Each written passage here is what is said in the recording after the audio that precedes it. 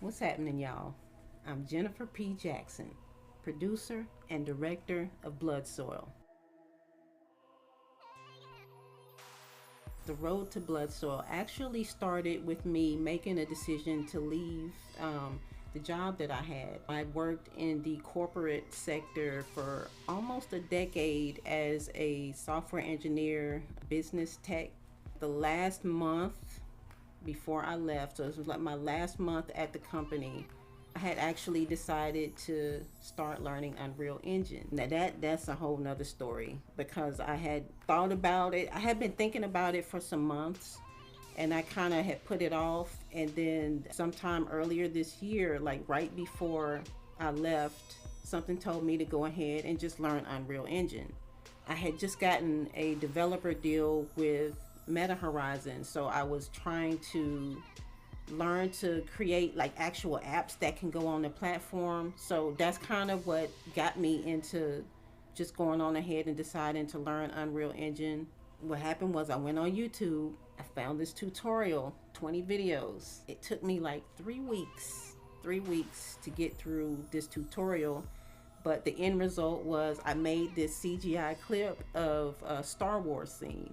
So like and I'm the kind of person that once I learn something, it's pretty much a wrap. So the same night that I finished the tutorial, I had actually started working on building Metacult Legends, which is a VR social media game I'm currently working on. I started working on building out Metacult Legends. So like this whole spring, I spent building out Metacult Legends, and I got about halfway done. Something told me to just stop, and I'm frantically trying to do this because I had left the 9 to 5, and I was trying to hurry up and get this VR game out, and something told me to stop and do a VR 360 film. The idea kind of crossed my mind at first, and I kind of just shrugged it off because that was a whole new concept to me because I had just kind of started getting into the whole VR thing as it was.